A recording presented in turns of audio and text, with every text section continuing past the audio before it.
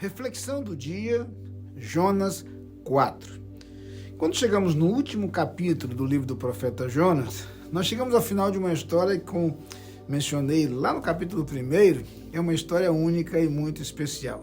Mas só para lembrar, o Jonas que fora convocado por Deus para ir aos ninivitas, ele se recusa a ir, e o texto não diz a razão para isso, mas possivelmente por ser aquele um povo inimigo, por ser aquele um povo mau e historicamente conhecido como um povo extremamente cruel. A verdade é que Jonas se recusa a ir.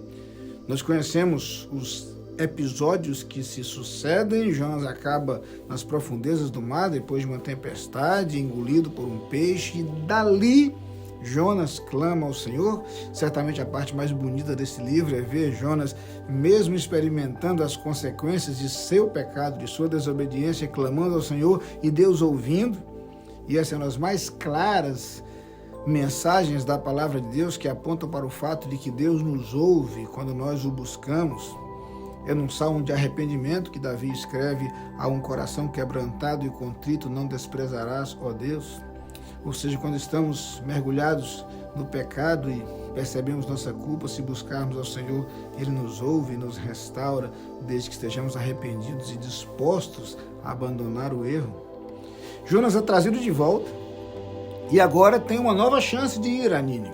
Prega aos ninivitas e aquele povo se converte. E Jonas, por incrível que pareça, não fica satisfeito com isso.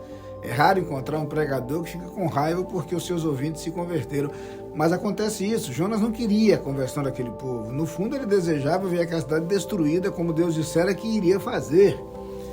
Deus iria fazer se o povo não se arrependesse.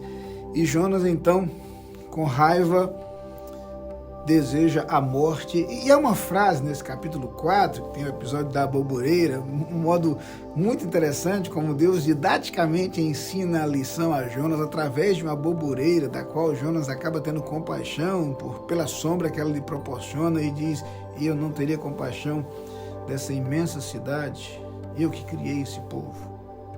Mas a verdade é que há uma frase que eu gosto muito nesse capítulo 4, que é quando Jonas se revolta contra Deus por causa do episódio da aboboreira e Deus lhe pergunta: é razoável essa sua ira?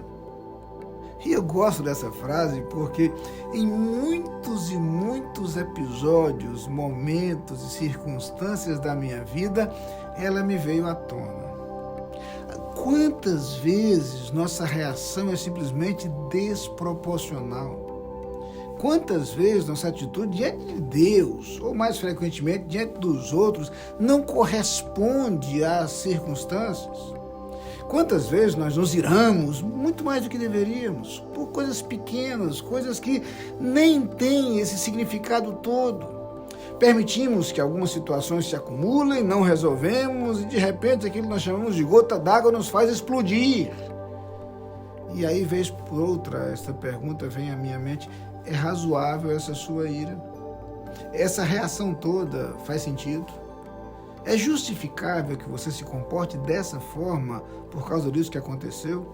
Eu ousaria dizer que na grande maioria das vezes, se nós colocarmos na balança o que aconteceu e o modo como reagimos, vamos perceber que nossa ira não é razoável e nossa reação não é proporcional. Outras vezes, o que nós perceberemos é que por trás dessa nossa atitude não está o que aconteceu. Há mágoas acumuladas que criaram raízes em nosso coração. Há amarguras que deveriam ter sido superadas, mas nós preservamos. E agora acabamos agindo e nos comportando de maneira totalmente desproporcional em relação ao que acontece. Bem, preciso parar, mas eu quero que você guarde consigo esta pergunta. E algumas vezes, quando se sentir irado diante de alguma coisa, pare e pense: é razoável essa sua ira? Peça a Deus equilíbrio para lidar com as circunstâncias adversas da vida, mormente aquelas situações provocadas por alguém, e Deus lhe dará sabedoria e equilíbrio para agir.